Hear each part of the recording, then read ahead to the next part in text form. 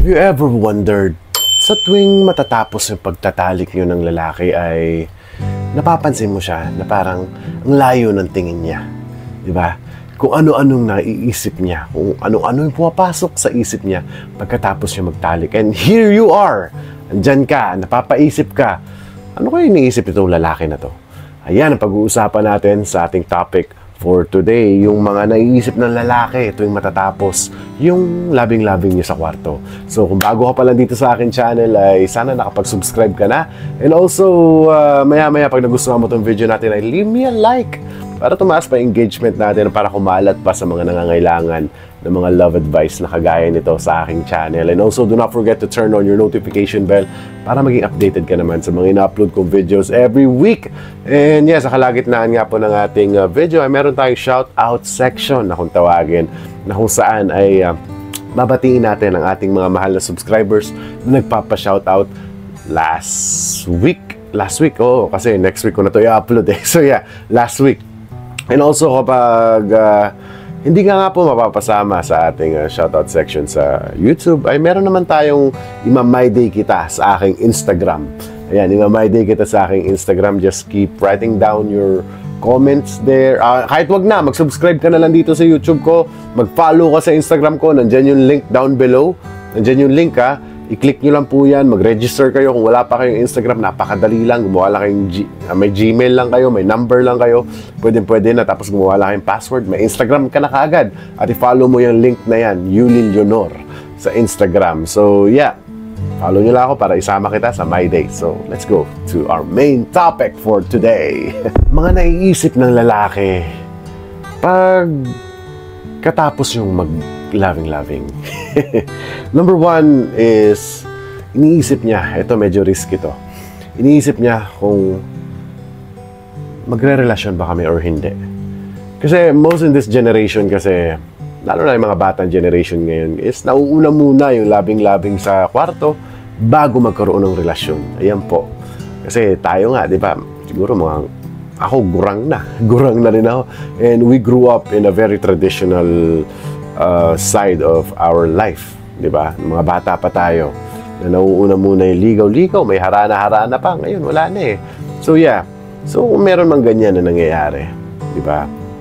Relasyon or hindi, yung iniisip nila, pasok ba ako sa relationship? Ano nga ba yung mga traits nito? Ano ba yung mga kaugalian nito? Naku, hindi ko alam. Tama ba itong pinapasok ko? Yes, may mga tendency. It's either positive, maybe negative. Oo, pwede rin. It's between both. So yeah, that's what most guys thinks kapag nagtalik kayo, lalong-lalo na wala pang label yung relationship ninyo, is ayan ang naiisip niya. Sino papasukin ba kita sa relationship or hindi? Up next is mapapatanong siya sa sarili niya kung seryoso ka ba na klase ng babae. Yes. Kasi alam niyo girls, mostly ng mga lalaki kapag nakuha na nga nila yung gusto nila sa'yo, it's either, mostly naman na lalaki ganito eh. Mostly mga lalaki ganito, mapapaisip sila, yeah, mostly relasyon, di ba?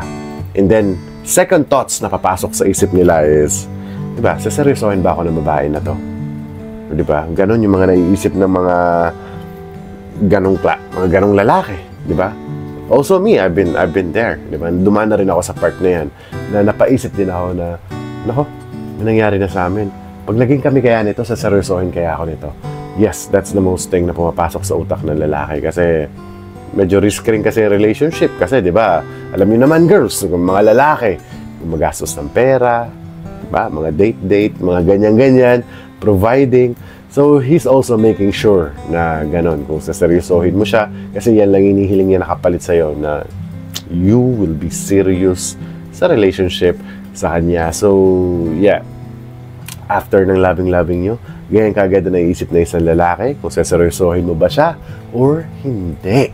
And before we move on sa ating next topic, ay babatiin muna natin ang ating mga mahal na subscribers na nagpapa-shoutout since last week, na sina Leonida Punsalan Guevara ng Italy, Mamma Mia, kay Annalyn Velasco, hello po, kay Leal Elma, hello, kay Grace Alcantara ng Oman, hello po, kay Maricel Primor, hello, kay Nita Atienza ng Australia, oh, down in Onda, hello po, kay Mylene Baldamuerte, hello po, kay Remia Pintor, hello, at kay Milagros Pablo ng Singapore. Maraming salamat sa walang sawang panonood dito sa aking channel, sa pagpapashoutout inyo. Maraming salamat. So kung gusto nyo rin pumapasama sa ating shoutout section, ay just keep writing down your comment. Kung may birthday, kasal, anniversary, binabati mo yung mahal mo sa abroad na nagtatrabaho, or kung gusto mo mambatiin lang yung sarili mo, ay pwede po dito sa aking channel. Babatiin ko kayo next week. The more na mas maaga kayo nagpapabate is the more na mapapasama kayo next week sa ating topic. And also, yan, sa Instagram nga po, i-my day kita. 100 na lang po kailangan ko. 100 na lang na followers sa Instagram, at uumpisahan na natin yung i-my day kita portion sa aking Instagram. So, yeah, let's go back to our topic. Ganito ang mga naiisip ng lalaki pagkatapos nyong mag-loving. Up next is gustong-gusto ka na niya, or he likes you really more. Kasi, di ba, tendency kasi na pumapasok sa utak ng lalaki, number 1, is binigay mo na nga yung gusto niya, di ba? Binigay mo na yung gusto ng isang lalaki. So, automatically, papasabi na siya, uy, gusto ko to.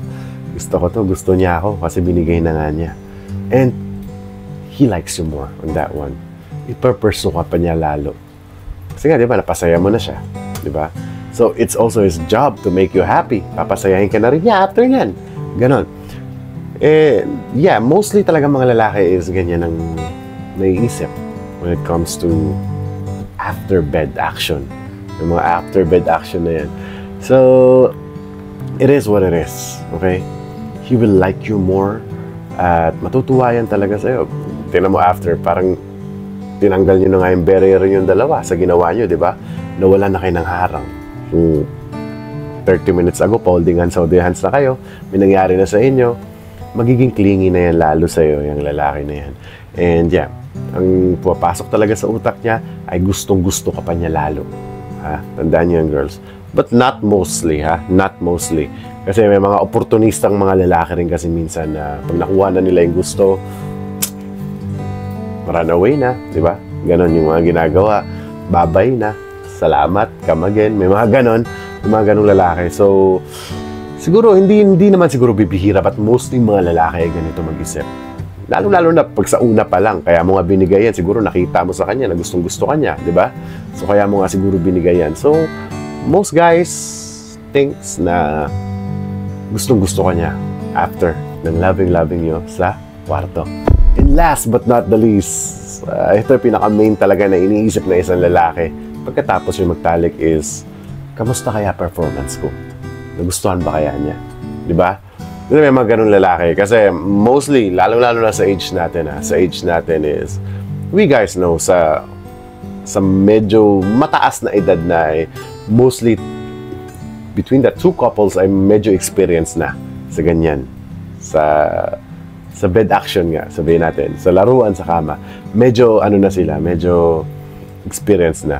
So, a guy cannot stop thinking at comparing. Kukumpara niya talaga yan kung, di ba, siguro mas magaling yung una niya.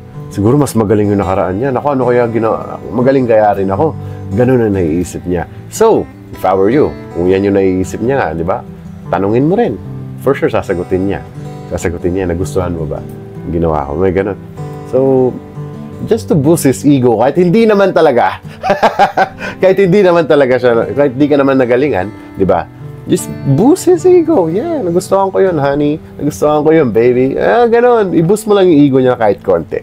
Di ba?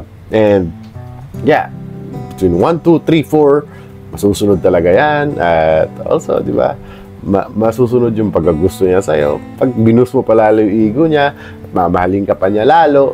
At, ayan, ang mga naiisip ng lalaki pagkatapos niyong magbembangan sa kama. So, sana nagustuhan mo itong video natin ngayong araw na to. At kung nagustuhan mo, ay sana nakapag-subscribe ka na kung bago ka pa lang dito sa akin channel. And also, iwanan mo ako ng like ha pag nagustuhan mo itong video na to. And also, do not forget to turn on your notification bell para maging updated ka sa mga na-upload nating videos every week. And yeah, just keep writing down your comments para mapasama kayo sa ating shoutout section next week. And also, do not forget to follow my Instagram. Yan, para makita nyo rin personal life ko as an OFW dito sa South Korea. And also, my day pa nga kita pag naka 100 followers na tayo sa Instagram. At gagawa rin tayo ng mga videos dyan sa Instagram ko. Mga short form videos lang na kagaya rin ito para mga love advices lang din. So yeah, i-follow nyo na ako sa Instagram. Link down below at i-click nyo na para makita nyo personal life ko nga dito sa South Korea. So yeah, maraming salamat sa panonood at lagi tatandaan, love na love ko kayo talaga. Love you guys.